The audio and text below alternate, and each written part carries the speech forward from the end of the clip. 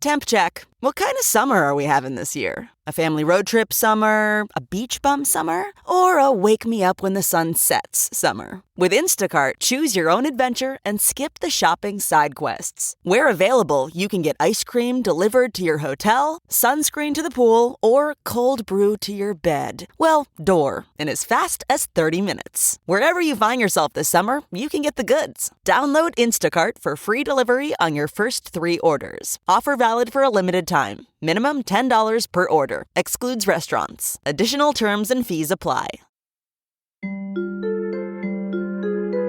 Hello, welcome. Let's chat. It's hard. You want to talk? I know, that's disappointing. Sit back. Let's work this out. How's it going? What are we doing here? Where are you going? Hey there. Wow. It's not always easy. It's amazing if you think about it. Let's think about this. Strange. I have some thoughts about that. Life is hard. Trauma bonded.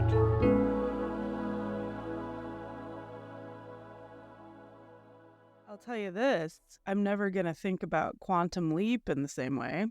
You know, I've been thinking about Quantum Leap a lot. I used to love that show. I used to love it. Love it. MacGyver was my number one. Yeah, me too. And then Quantum Leap. Yeah. Quantum Leap was great because every episode was a fish out of water story, which I think are the best stories. They are. It's like a really great way to exercise your empathy muscle. This would be good for you. Ellen Westberg in Quantum Leap.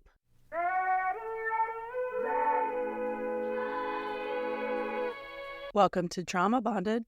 I'm Elly Westberg here with Therese Garcia. Hello. And today we are discussing, this is actually happening episode 303, What If Your Brother Became a Monster? And a brief synopsis, especially for those of you who don't actually listen to the episode. Amy, our storyteller, is raised in a home with an absent father, a very committed, wise, and loving mother, and a brother who seems to have been born evil. Over the years, Amy thrives while her brother Jesse continues to decline into antisocial behavior and is unable to find his footing in the world in any capacity. In people, he sees no community, but only tools for him to use. One awful night, Amy arrives home to find her brother has murdered their mother. After a manhunt, he is caught and imprisoned, yet his abuse has now turned from his mother toward his sister. Amy decides to work for justice rather than to wait for it, to make sure he truly sees life behind bars. Amy's legacy, and that of her mother's, is seen in her own children and in the community of survivors she continues to serve. And full disclosure, I am the showrunner for This Is Actually Happening, and I have the privilege to vet stories and conduct pre-interviews before they go to Whit for the final interview. And T knows nothing about anything. She comes in fresh. And this show, Trauma Bonded, is for the listeners, a space where we can talk about each episode, digest it, and reflect on it with empathy and also a bit of levity.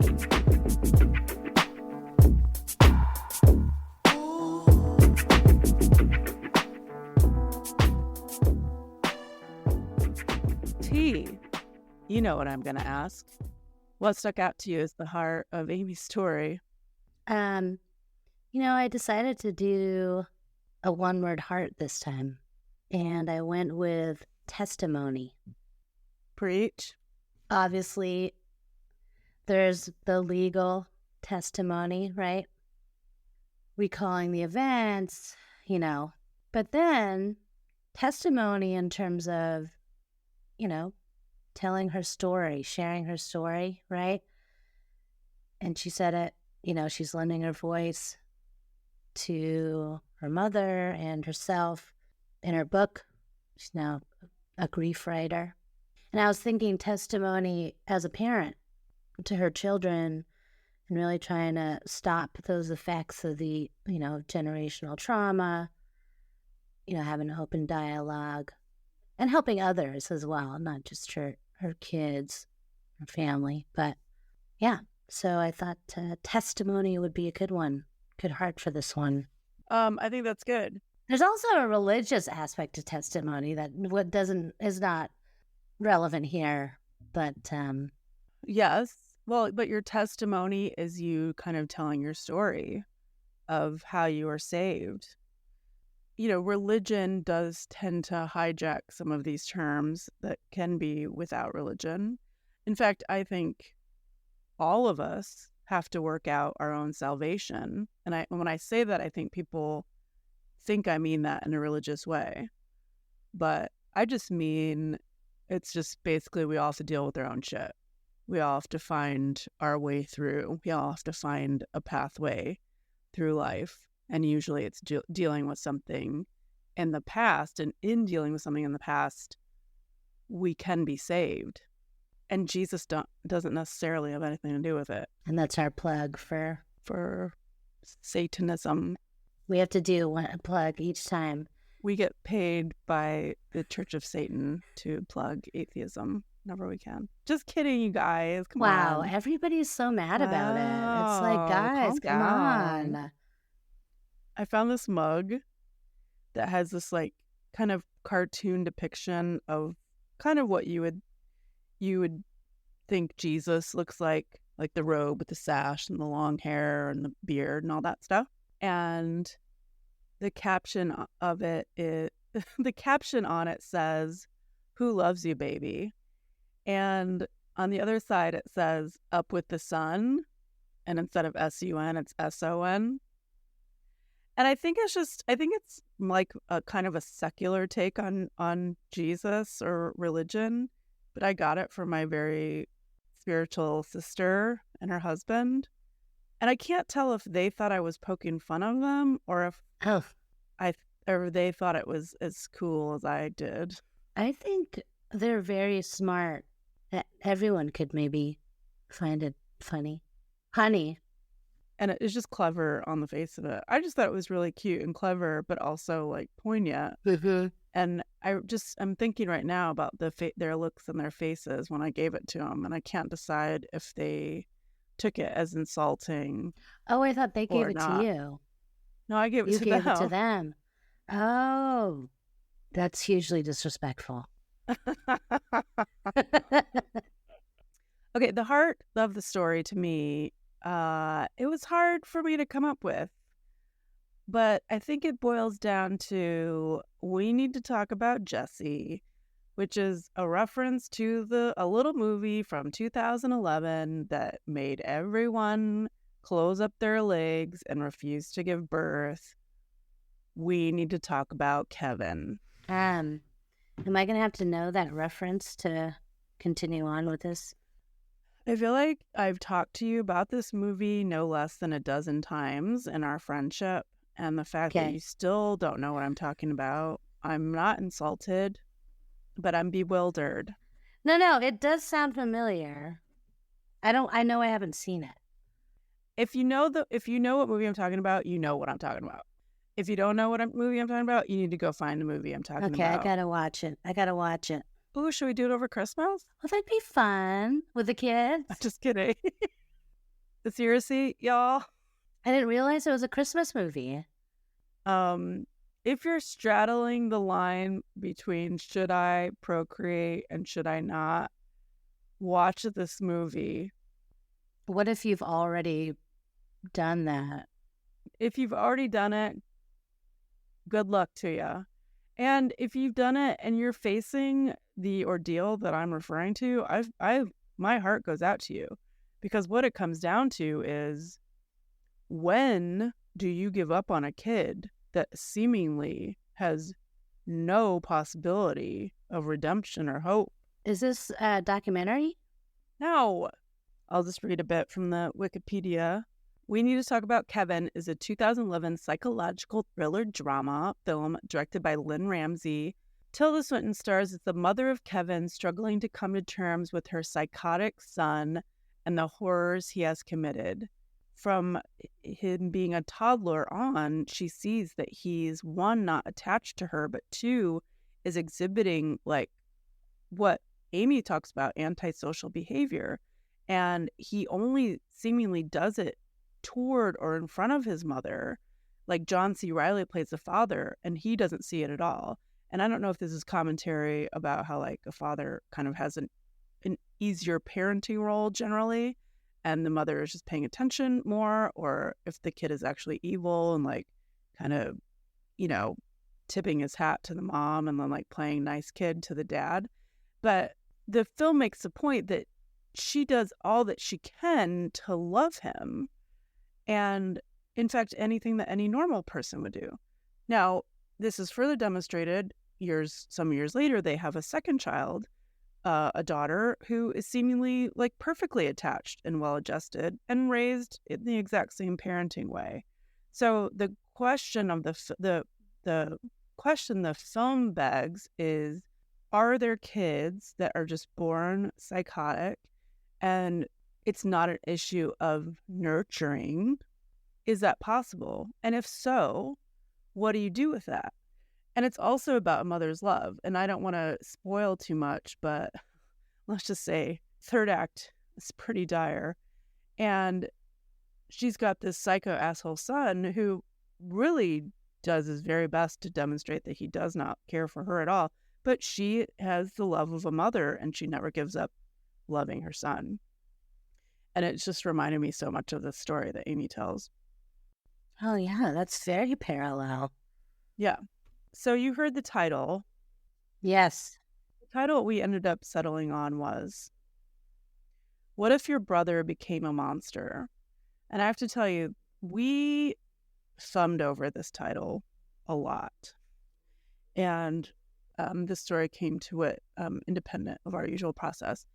But we were talking about the title, and I only knew a little bit about it. I didn't really know exactly what the story would entail. And we thumbed around this idea of it, can we say that the brother became a monster? Are we honoring his dead mother? Like, would she reject that title? But after listening to the episode, I feel like the title is kind. Like, I don't think it's, did the brother become a monster? It seems like the brother was born a monster. I don't know if that's possible. That's what I was wondering. Because were you debating the word became or the word monster? Both. Oh, okay. Because became assumes that he wasn't. Right. That he entered the worlds on equal footing, and he had every chance to be connected and able to operate and love. And we only have the story of Amy, who came after her brother, so we don't know what his first 3 years of life was like necessarily. No, she did allude to it a little bit. Well, it does seem like he felt abandoned, and as soon as he was abandoned by his father, he started to feel unlovable and unworthy. Yeah. And then everything else in his life kind of kept reiterating to him that he was less than, including his own sister, who seemed to just thrive in her own way. And then she even says that he came to resent the love of his own mother. And that's also something demonstrated, and we need to talk about Kevin. And I don't want to make the whole episode about we need to talk about Kevin, but there are just so many parallels, you guys. I just really encourage you to go watch the movie. No, I'll watch Christmas it. We're going watch. to watch it. We're going to watch it now. Christmas watch. I'll watch it. Let's talk about the mom. I mean, the way mom was brought up is kind of maybe relevant as well. Well, I think this story that Amy's trying to tell is that she doesn't know what love is supposed to look like, which is fascinating because she does know how to give it and how to show it. But not give it to herself, maybe. She seems to have a low expectation of men, and not all men. # not all men. But all the jerks in her life, her father, her husband, her fucking son. Yeah. If you are a woman who says aloud, don't get married on your birthday because you'll forget the date twice. That's low expectations. That's very low expectations. So you can tell this woman is dragged through a lot. And what's remarkable about that, it almost feels like she's getting some sort of second chance at doing life through her daughter, because she really seems to instill in Amy a real sense of self-worth and self-confidence and self-love. And it feels like Amy was such a magnificent parenting success. So what is to account for this brother? Was he just born that way? Is it all because of the abandonment at 3 years old? We don't hear about it, but was he attached? When he was born, did he have attachment with his mother? Was there ever a time where he had a brain injury or traumatic brain injury or head injury? I mean, we don't know these things. All we know is he was left by his father at 3. And then he's further got to be constantly compared to this successful younger sister of his, which I think just continues to breed resentment, further breeds this antisocial behavior. I mean, we don't know. We don't have enough info to know what really went wrong. And fortunately, both their parents are gone now. And by all accounts, fast forward through murdering his mother and now going through, being in prison and going through a terrible litigious abuse against his sister. By all accounts, he doesn't seem to have learned anything from his mistakes. The fact that he sent pictures of her dead body to his friends immediately after the fact says that he had no connection there. I mean, yeah, he is completely lacking in connectivity. And I'm not a doctor. We're not doctors. We try to say that all the time. We're not doctors.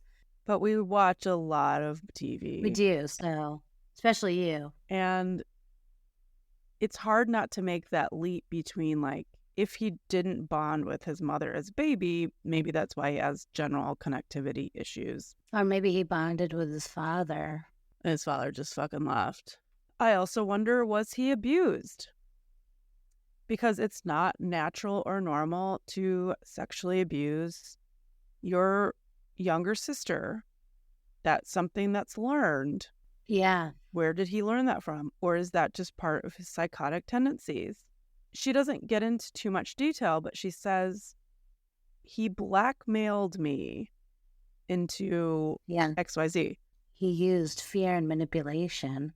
Either you learn that or you're just evil. So something happened to him that she doesn't know about or that he's never admitted to, I think. For him to have the knowledge of something like that, that's pretty advanced, I'd say. Yeah, advanced evil. And then, as he progresses into his teenage years, his mom has this accident. We don't know what that is. I assume it's probably maybe a car accident or something. And now he's forced into position of caretaker. That sounds like a nightmare. Yeah. Being a psychotic caretaker. Where there's already a lot of resentment. And now you're thrust into this position of not only caretaking, but you kind of have power and control. You're probably not going to do well with that.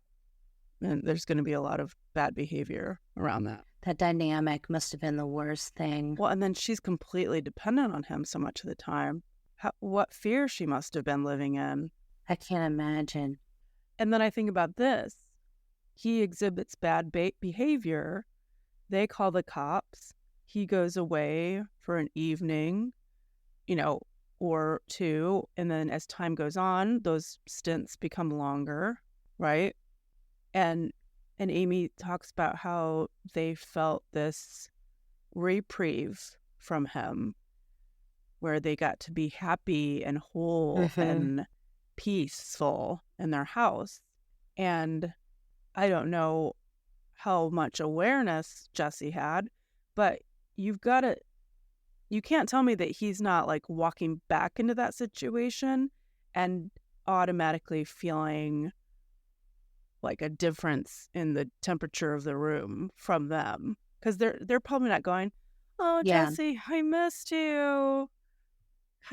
we're so glad you're we back. couldn't live without you. You know, so he's just being like, it's reaffirmed to him over and over and over again that he's not welcome, he's not wanted. Like, he's on this path that there seems to be no coming back from. They're disappointed when he walks in the door. Exactly. And you're going to feel that. Yeah. We've all felt that. I mean, maybe you haven't, T. I haven't, but I'm sure, yeah, you have. When, okay, I'll leave again. well, we're always happy to see you. Well, some people just get me. And then they get into teenage years. And I love this, what Amy says about herself. She starts to be able to reject his assessments of her. I love that too. Yeah, instead of her like internalizing what he's saying, she can like look at it and cast it out. And I love this. And you know that this increased his hate of her, increased his resentment of her, because he could see that she wasn't empowered or overpowered by him. It sucks because like she believed him when he was like, "You're ugly." It's like, yeah, I'm ugly. But then he's like, "You're dumb." And you're dumb. She's like, well, I'm not dumb. I mean, I'm ugly. Definitely know that's not true. But I'm definitely not dumb. And then like she's starting to not believe him. And what do you think that means?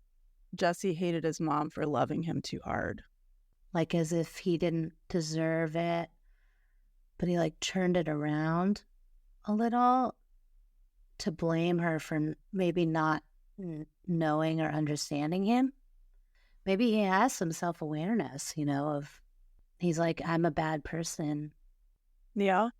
And the fact that you love me makes you stupid. Yeah. There's something wrong with you if you love me.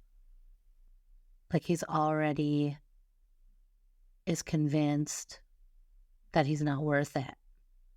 I feel like you should be able to understand this, because I really feel like, I mean, you're obviously not like Jesse at all, but I feel like from what I know, your mother always found it hard to connect with you. And it wasn't for lack of trying or because there wasn't love there, but it wasn't what you needed or how you wanted it to be. Like when you were a teenager and your mom was like, I love you, and you're like, ew, gross, get away, mom. Like what? Ew, gross. Yeah, that's interesting. I didn't think about that you're comparing me to this guy. Yeah. Yeah, it's funny. Empathy. You've been really, flexing your empathy a little bit. Yeah, no, that's interesting. And when I think about it, yeah, it's like she didn't understand me. It's a kind of a common trope you see like in movies and TV shows where the mom's like, honey, what I made your special mashed potatoes that you love. I hate mashed potatoes. Yeah. I hate you. Get out of my life. You know that. I've told you this 1,000 times. But really, they do love mashed potatoes. Like, is this just like natural teenage rebellion that's supposed to I don't know. I loved it when my mom cooked for me. Silag. I think it's almost like relationship-y, like even with your parents, they have to play a level of hard to get. Like it's a lose battle. Like it's scary. You could say anything. I mean, aren't you afraid that you're going to overlove your kids and they're going to turn on you? Oh, I feel like I already overlove. Just today. I love you so much. My kid's like, you tell me that every day. Like, well, because I love you. Well, I know. I'm like, okay. Arlo's pretty matter of fact. No, he was nice about it. Yeah.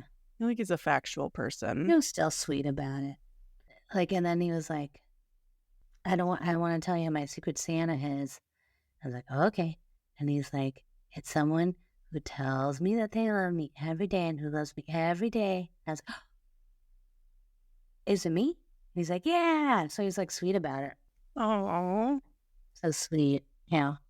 I don't know if this is similar, but when I was around my sister over Thanksgiving, I noticed like I kind of was sick for a few days and I was sneezing a lot. And every time I sneezed, she would say, God bless you. And I finally was like, hey, I appreciate the God bless yous, but you don't have to say it every time I sneeze.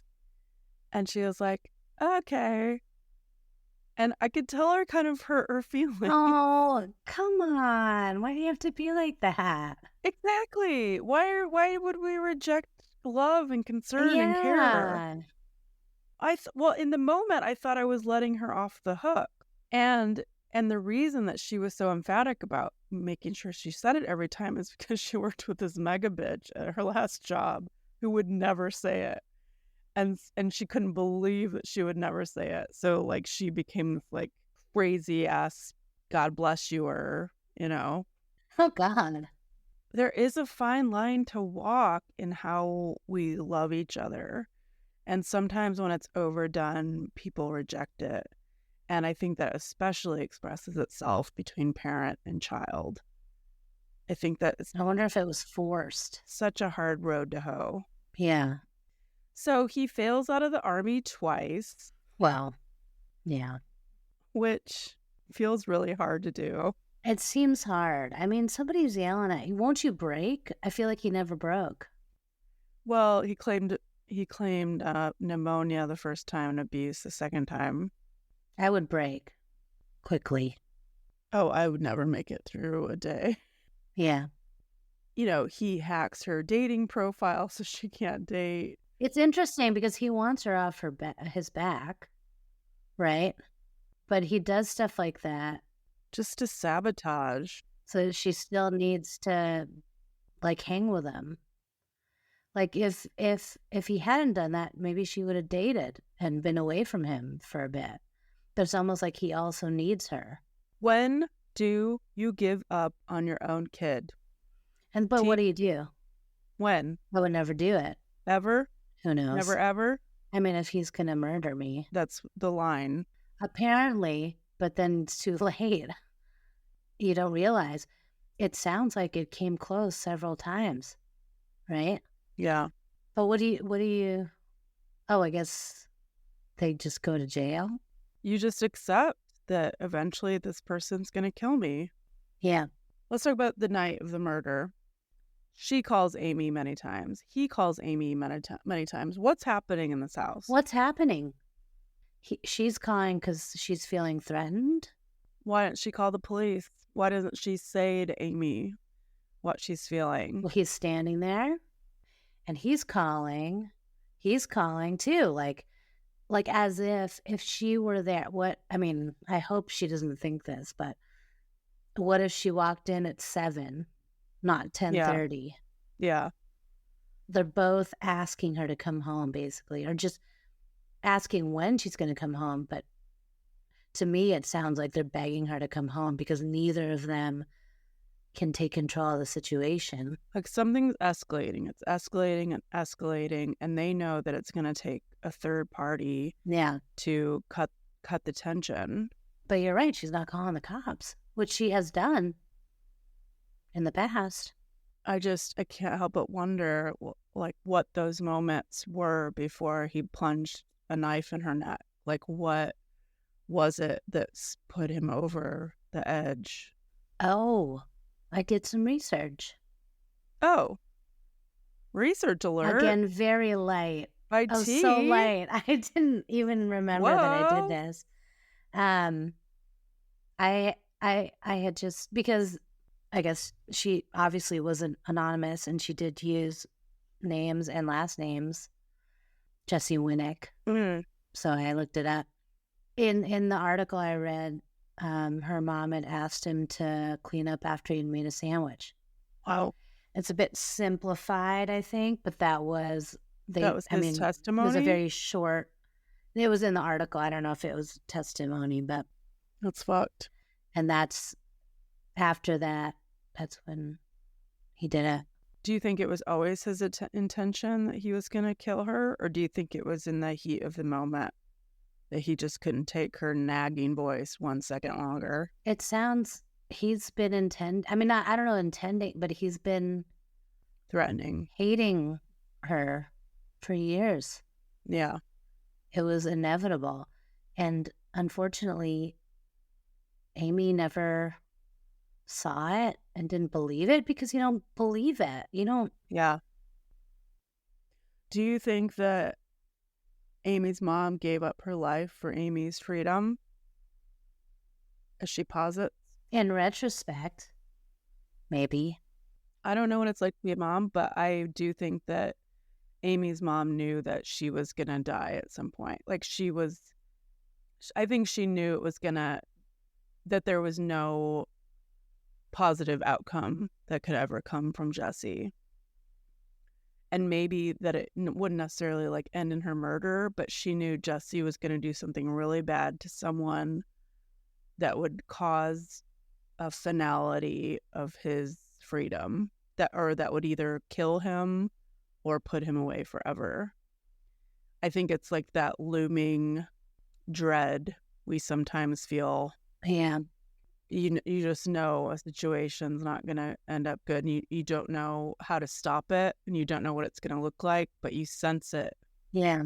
I think she knew, hence the phone calls. Yeah.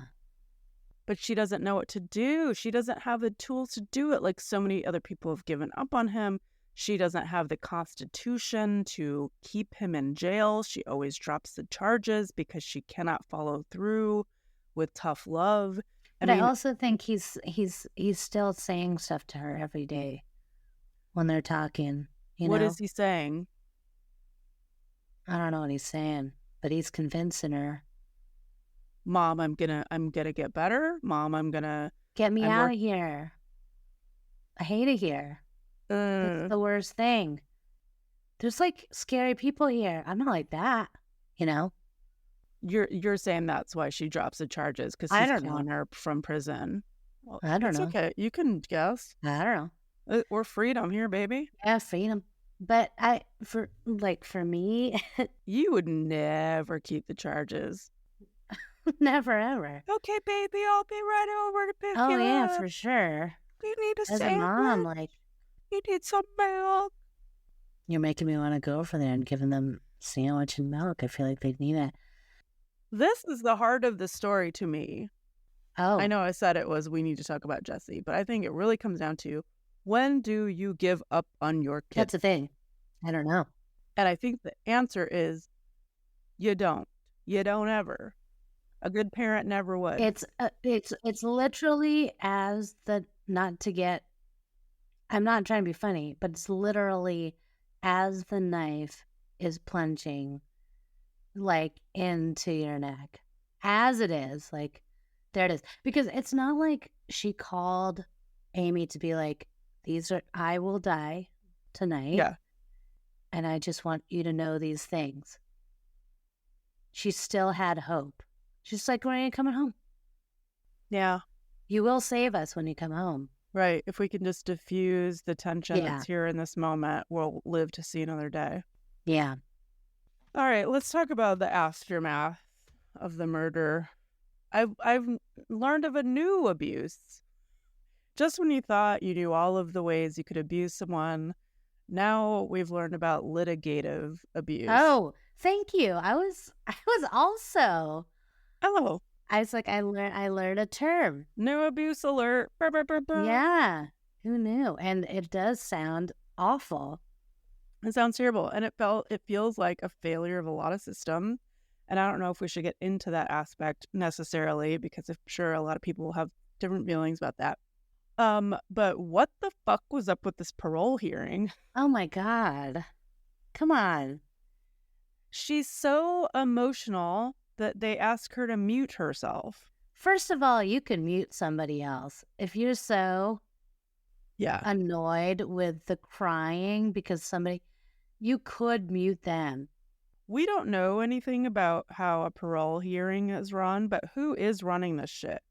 Because it feels like someone should be in charge of like health and safety. He threatens her outwardly, even says her address, and no one's shutting it down. No one's saying anything. And then he doesn't want to listen to her statement. And he just has the right to not do that. I work on film crews, and there would be a person on a film crew that ran this shit. I know, but during COVID, right? You're like hearing, shut up, what's going on? Like somebody's like presenting something and someone's like, what are you talking about? Then there's like a penis out. And you're like, everyone's like, what do we do? It's like, you can. Unmitigated waters, I guess. You can do things like mute someone and turn off their video or kick them out of the call. You can do things. But he's so obviously, like, there should be, like, a parole, like, observer. Yeah. No, totally. And it's like, sorry, as soon as you threaten your sibling in the Zoom call, your parole hearing is over. You don't get to decide when it is. But nobody said anything. It's over. You don't get parole. If you threaten during your parole hearing, you don't get parole. How about that? How about we start with that? Yeah. That should be a rule. That's obvious. And clearly, it wasn't like it was muffled. Yeah, and they're recording it. It's all right there. It's there. So why isn't anyone saying like, hey, we have a list of things that will stop your parole hearing, and threatening a victim of your crime is like number one on the list. This is one of those things. So you probably shouldn't continue with what you're saying. So you probably won't get parole. He said some random address. And he's saying words like, I'm going to find you and kill you. And he does this. He does the finger across the throat.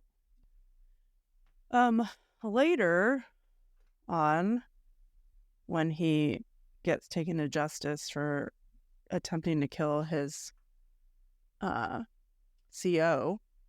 Well, can we back up real quick? I know, but I just want to get through this. I understand, but he has stabbed over 90 people. Yeah, but they're just criminals. Prison. Right. Okay, so it doesn't matter. Right. Yeah. Sorry, let's move on. Fuck them. I mean, that's the point she was making about the system. Totally. He can still get a parole hearing despite him stabbing 90 people. I thought you could, get in trouble for that, but I guess not. No, they're not real people. But you attempt to kill your CO, correctional officer, which is worse. Sorry to go forward here. Which is worse than actually killing your mom, which is like, doesn't that seem weird? Not that we're trying to get into like indictment of system talk, but yes, we feel you. We feel you, Amy. I'm just saying, but actual murder versus not actual murder seems like you'd get less. She gets shushed by the judge, remoting. And then he gets to talk the whole way through her statement. Like, again, I have to ask, who's running this shit? I know. But she's crying because her mom died. I mean, that's just fucked up. I think it's a terrible thing, too, that he abuses her by making her live in this unsure situation of, will the police continue to investigate me? Like, he keeps trying to implicate her somehow or pin it on her. And it seems that... hires the headman. Yeah, it seems at one point the police are actually, like, following the line of questioning. Yeah. And that's a really scary thing, to just walk around with that fear. But whatever, she, as she says, she decides to work for justice rather than wait for it. And now he's put away for life, really, because of the 3 strikes. Murder of the mother, attempted murder of the CO, and a death threat to her. 3 strikes, you're out. Justice prevailed. What do you think she's talking about when she points to this idea of a survivor's responsibility? I love that. You do? I mean, I don't love it. I'm just saying I thought it was true. She lost both of her parents. She's lost her brother to prison. And now she's got these kids. And she's constantly triggered watching them and how they interact with each other. But she's got a lot of wonderful things to say at the end here. You know, she learns from her mother to never give up. her mom lives on and her kids. And she makes this point, and what we've talked about many times about generational trauma, that what's not fixed is forwarded. Mm-hmm. And she seems bound and determined to break any cycles there. And then something really lovely that she talks about at the end that we've also sort of pointed to is we are in an emotional revolution. Mm-hmm. I love that. Which is very exciting and hopeful. Though they'll still mute her if she's crying. Well, you can't be too emotional. I do like that emotional revolution. Hopefully that's true. Yeah, I think it is. People are talking. Yeah, I think therapy isn't like the worst thing anymore. It doesn't have the same stigma attached to it. Yeah. Of course, we only talk to people like us, so what do we know? Wait. Yeah. Anything else, T? I do. It was that thought that she had. What was it? Her mom gave up her life so she could be free. Yeah. I was thinking, as a mom to very young kids at this point, what I'm thinking is that maybe she thought, though, that just existing would help. Just existing would help. Like, that she could help change her son, that she could help protect her daughter, and that, like, being in the world, she could do that.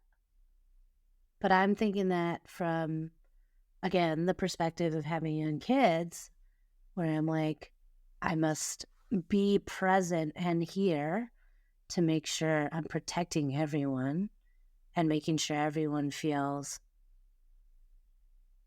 like they can change for the better. And I can support that.